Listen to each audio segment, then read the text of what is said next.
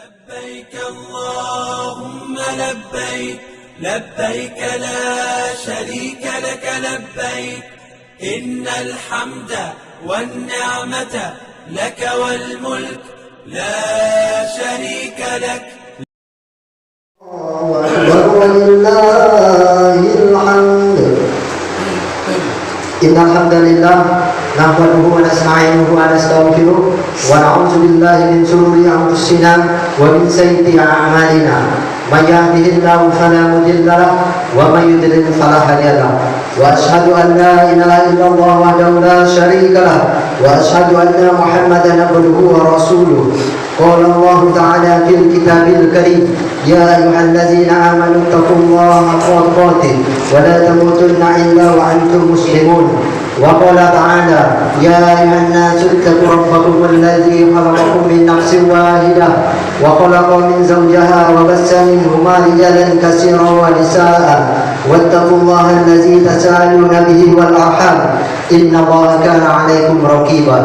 وقال تعالى: يا أيها الذين آمنوا اتقوا الله وقولوا قولا سديدا يصلح لكم أعمالكم ويغفر لكم ذنوبكم ومن يطع الله ورسوله فقد فاز فوزا عظيما. أما بعد، إنا أعطيناك الكوثر فصل لربك وانحر إن شانئك هو الأبتر.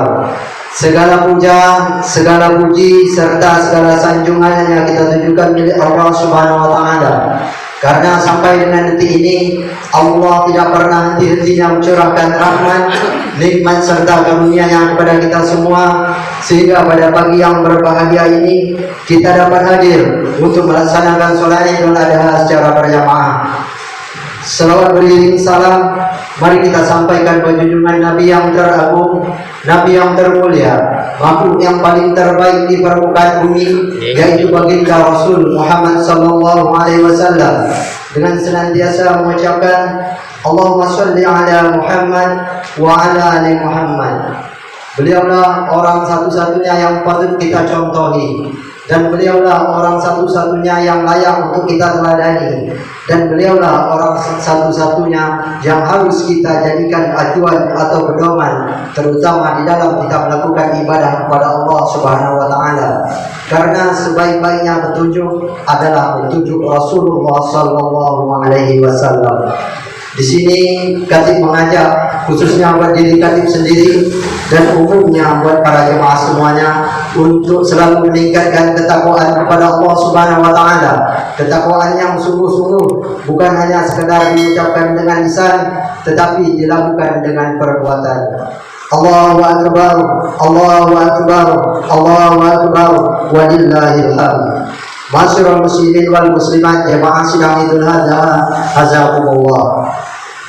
Sepanjang malam gemuruh kalimat takbir, tahlil dan tahmid berkumandang, bersahutan, menggetarkan hati, menyentuh kalbu jiwa-jiwa yang beriman. Lalu pagi ini dengan penuh kebersamaan, walau dalam perbedaan, ada yang datang berjalan kaki, memakai kendaraan, berjalan cepat atau memakai tongkat, laki-laki dan perempuan, tua muda, yang sedih atau gembira, semua datang untuk berjemaah bersama di hamparan bumi Allah, menghidupkan sunnah sebagai bukti rasa cinta kepada Rasulullah sallallahu alaihi wasallam.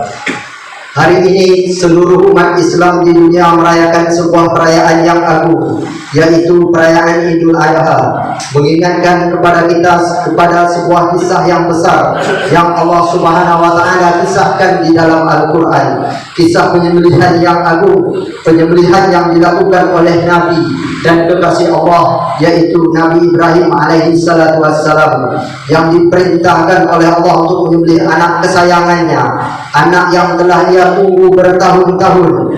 Namun ternyata ketika diberikan oleh Allah anak, Allah memerintahkan Nabi Ibrahim untuk menyembelih anak kesayangannya. Hati siapa yang tidak akan merasa bersedih ketika ia diperintahkan untuk menyembelih anak yang paling ia sayangi?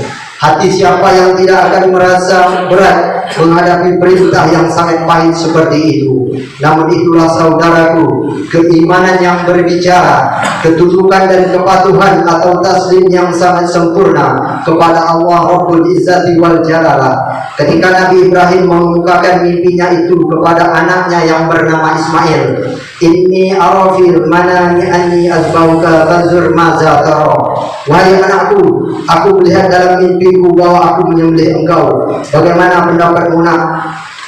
Mimpi para nabi adalah wahyu. Subhanallah. Dengarkan jawaban Nabi Ismail, seorang anak yang sangat berbakti kepada orang tuanya, seorang anak yang sangat tunduk dan patuh kepada Rabbnya. Apa jawabannya? "Wahai ayahku, lakukan saja apa yang diperintahkan oleh Allah kepadamu.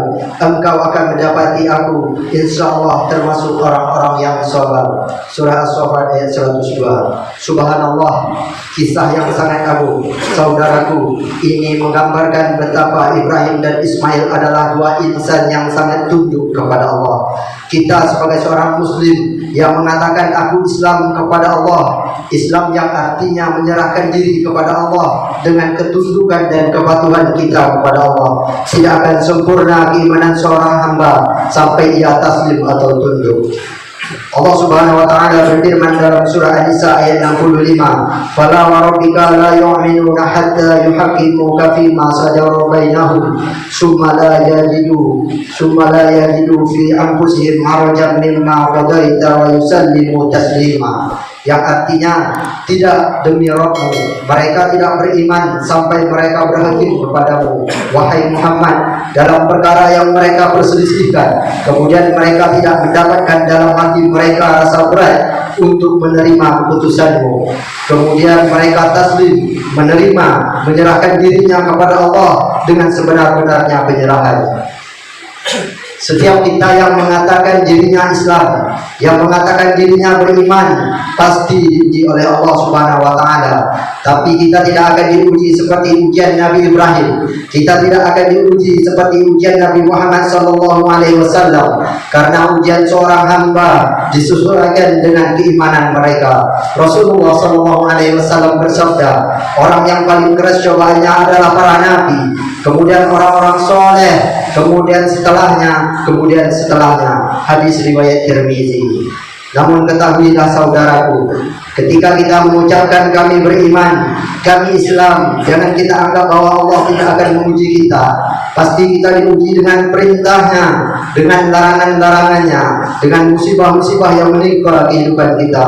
Allah Subhanahu wa taala berfirman dalam surah Al-Ankabut ayat 1-3 yang artinya Alif Lam Mim.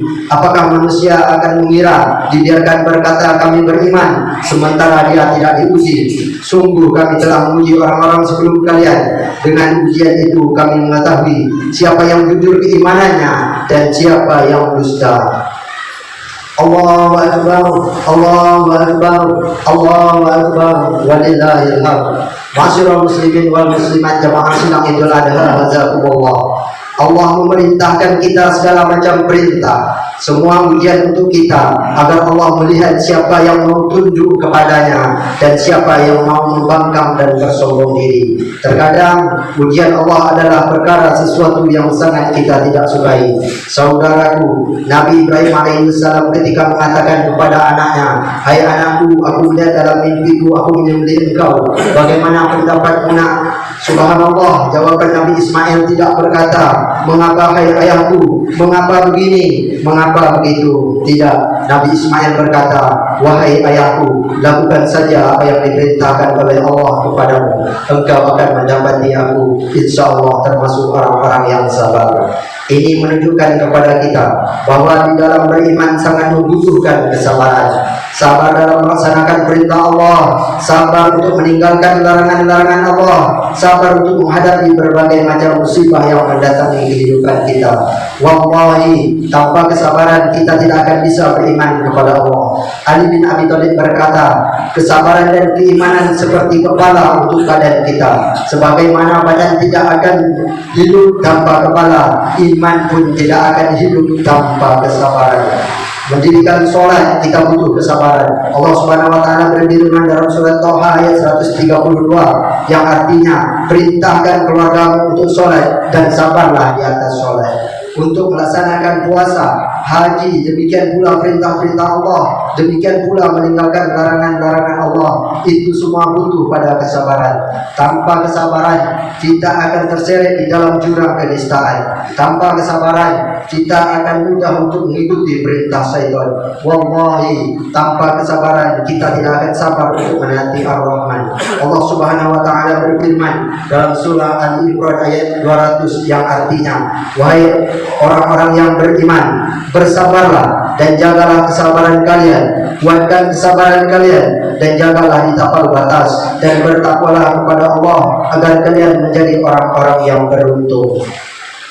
Di sini Allah menyebut bahwa keberuntungan itu kita dapatkan di saat kita bersabar, kemudian menguatkan kesabaran kita dan terus bersabar, menjaga amalan-amalan kita. Jangan sampai amalan kita kemudian dimasuki oleh riya, atau amalan kita dimasuki oleh sesuatu yang akhirnya amalan itu tidak berbuah hasil dan ketakwaan kepada Allah Rabbul Izzati wal Jalalah. Saudaraku, tidak ada pemberian yang paling baik, yang paling luas yang Allah berikan kepada seorang hamba dari kesabaran. Rasulullah SAW bersabda, tidaklah seorang hamba diberi pemberian yang paling baik dan yang paling luas dari kesabaran. Subhanallah, bila kita diberikan kesabaran oleh Allah untuk menaati Allah, untuk menjauhi larangan-larangan Allah dan sabar dalam menghadapi musibah, maka pujilah Allah, lalu mintalah kepada Allah agar kita selalu istiqomah di dalam iman dan Islam. Allahu Akbar, Allahu Akbar, Allahu Akbar, walillahil hamd. Ma'asyiral muslimin wal muslimat, jemaah sidang Idul Adha azakumullah. Sebagai seorang muslim, kita harus selalu mengintrospeksi diri. Sejauh manakah ketaatan kita kepada Allah? Sejauh manakah taslim kita untuk mengucapkan sami'na wa ata'na kepada Allah? Dan seorang muslim ketika diperintahkan oleh Allah, kewajiban kita adalah sami'na wa ata'na, kami mendengar dan kami taat, baik dia tahu hikmahnya ataupun dia tidak mengetahui hikmahnya. Demi Allah saudaraku, tidak ada yang paling menghancurkan jiwa sami'na wa ata'na kecuali dua perkara. Yang pertama, ittiba'ul hawa, mengikuti hawa nafsu dan syahwat, dan yang kedua, hubbud dunia, mencintai dunia. Rasulullah SAW bersabda, sesungguhnya di antara yang aku takutkan atas kamu adalah syahwat mengikuti nafsu pada perut kamu dan pada kemaluan kamu, serta fitnah-fitnah yang menyesatkan. Hadis riwayat Ahmad. Berapa banyak dari saudara-saudara kita kaum muslimin yang tidak peduli lagi dengan agamanya demi mendapatkan dunianya, demi mendapatkan kedudukannya, demi mendapatkan hartanya. Berapa banyak dari saudara-saudara kita kaum muslimin sibuk dengan memikirkan kedudukannya. Dia tidak peduli lagi apakah agama Allah itu diganggu atau tidak. Yang terpenting dia bisa mendapatkan kedudukan, dia bisa mendapatkan harta. Rasulullah SAW bersabda, tidaklah 2 ekor serigala lapar yang dilepaskan pada sekelompok kami itu lebih berbahaya daripada orang-orang yang sebegitu tamak terhadap harta dan kedudukan, dan itu bisa menghancurkan agamanya. Hadis riwayat Tirmizi. Allahu Akbar, Allahu Akbar, Allahu Akbar, walillahil hamd. Masyaallah muslimin jamaah sidang Idul Adha azakumullah. Kewajiban kita saudaraku, sadarilah bahwa kita adalah hamba Allah yang diciptakan oleh Allah untuk beribadah kepada Allah. Sadarilah bahwa kita akan kembali kepada Allah dan kita akan diminta pertanggungjawaban oleh Allah Subhanahu wa taala di akhirat kelak nanti. Kita tidak pernah tahu kita akan mati di atas apa. Hari ini mungkin bisa kita beriman kepada Allah, hari ini mungkin kita bisa menaati Allah, hari ini mungkin kita bisa mengerjakan perintah-perintah Allah, hari ini mungkin kita bisa meninggalkan larangan-larangan Allah. Tapi kita tidak akan pernah tahu apa yang akan terjadi di masa depan. Berapa banyak saudara-saudara kita yang gugur di tengah jalan menghadapi perintah, ternyata ia tidak lulus padanya. Berapa banyak orang-orang yang tadinya beriman kepada Allah Allah, ternyata Allah putarkan hatinya, Allah balikkan hatinya, akhirnya ia lebih condong kepada kekufuran dan kesesatan. Maka dari itulah saudaraku, tiada lain harapan kita kepada Allah selain berucap, wahai yang membolak-balikkan hati, kuatkan hatiku untuk selalu tegar di atas agamamu. Ini yang Rasulullah SAW minta kepada Allah. Ini yang selalu Rasulullah SAW ucapkan, wahai yang memalingkan hati, palingkan hati kamu untuk senantiasa menaatimu ya Rabbal Alamin. Semoga Allah Subhanahu wa Ta'ala selalu memberikan kepada kita istiqomah. Semoga Allah Subhanahu wa Ta'ala memberikan kepada kita kekuatan untuk selalu mendengar dan taat kepadanya, mematuhi perintah-perintahnya, menjauhi larangan-larangannya. Semoga Allah Subhanahu wa Ta'ala memberi kepada kita semuanya kesabaran, demikian pula ketakwaan, demikian pula keikhlasan, sehingga kita termasuk orang-orang yang bisa istiqomah sampai akhir hayat. Barakallahu li wa lakum fil Qur'anil azim wa nafa'ani wa iyyakum bima fihi minal ayati wa zikril hakim wa taqabbala minni wa minkum tilawatahu innahu was-sami'ul 'alim. Bismillahirrahmanirrahim. Qul huwallahu ahad, Allahus samad, lam yalid wa lam yulad wa lam yakul lahu kufuwan ahad. Allahu Akbar, Allahu Akbar, Allahu Akbar, Allahu Akbar, Allahu Akbar, la ilaha illallah, Allahu Akbar, Allahu Akbar, walillahil hamd. Alhamdulillah, alhamdulillahillazi arsala rasulahu bil huda wa dinil haqq liyuzhirahu 'ala dini kulli wa kafa billahi shahida. Asyhadu an la ilaha illallah wahdahu la syarika lah wa asyhadu anna Muhammadan abduhu wa rasuluh. Amma ba'du. Di penghujung khutbah ini, marilah sejenak kita menundukkan jiwa dan hati untuk menyampaikan doa-doa kita kepada Sang Maha Mendengar, Allah Azza wa Jalla. Semoga doa-doa itu terhantarkan di sisi Allah Subhanahu wa Ta'ala. A'udzubillahi minasyaitonirrajim. Bismillahirrahmanirrahim. Alhamdulillahirabbil alamin. Wassalatu wassalamu ala asrofil anbiya'i wal mursalin wa ala alihi wa ashabihi ajma'in. Ya Allah, Engkaulah Tuhan yang menciptakan kami. Engkaulah satu-satunya yang berhak untuk kami sembah. Hari ini kami datang menutup pintu ampunan-Mu. Hari ini kami hadir bersimpuh dan mengadakan tangan dengan hulu-hulu dosa yang melekat di tubuh kami yang lemah ini. Ya Allah, betapa kami sering lupa bahwa kehidupan dunia ini sangatlah singkat, hingga kami pun jatuh dan jatuh lagi dalam kedurhakaan terhadap perintah. Ya Allah, ampunilah kami. Jika Engkau menutup pintu ampunan-Mu yang agung, kepada siapa lagi kami harus mencari ampunan? Ya Allah, ya Rabbana, di sisa-sisa hidup kami ini, berikanlah kekuatan kepada kami untuk selalu berbakti dan menjadi anak yang soleh untuk ayah ibu kami. Jika mereka masih hidup, izinkanlah kami untuk berbakti dan melayani mereka dengan sebaik-baiknya di sisa-sisa usia mereka. Jika ayah ibu kami telah tiada, maka izinkanlah kami untuk menjadi sisa-sisa kebaikan mereka yang terus-menerus menjadi ladang kebaikan penerang alam kubur mereka. Ya Allah, ampunilah kedurhakaan kami kepada ayah ibu kami. Ya Allah, ya Rabbana, perkenankanlah doa kami untuk saudara-saudara muslim kami yang terjaga dan yang tertindas di berbagai belahan bumi-Mu. Ya Rabbana, berikan keteguhan, kesabaran, kekuatan dan kemudahan kepada saudara-saudara kami di Suriah, Mesir, Palestina, Irak, Myanmar dan dimanapun mereka yang tertindas. Lindungilah kehormatan mereka, jadikan mereka yang gugur sebagai syuhada yang selalu hidup di sisi-Mu ya Rabbal Alamin. Ya Allah, ya Rabbana, berikan kami kekuatan dan kemampuan untuk menjadi orang tua yang terbaik terbaik untuk putra putri kami. Hanya Engkau satu-satunya yang dapat memberikan kekuatan untuk mendidik mereka dengan sebaik-baiknya. Ya Allah, jadikan anak-anak kami sebagai penyejuk hati kami yang selalu mendoakan kami saat kami sendiri dalam kegelapan alam kubur nanti. Ya Allah, karuniakanlah kepada kami anak-anak yang soleh dan soleha, yang mencintai Al-Quran dan Sunnah Nabi-Mu. Ya Allah, selamatkan negeri ini dari segala macam mara bahaya. Angkatkanlah segala macam penyakit dan virus corona dari negeri yang kami cintai ini, dan jadikanlah negeri ini negeri baldatun thayyibatun wa rabbun ghafur.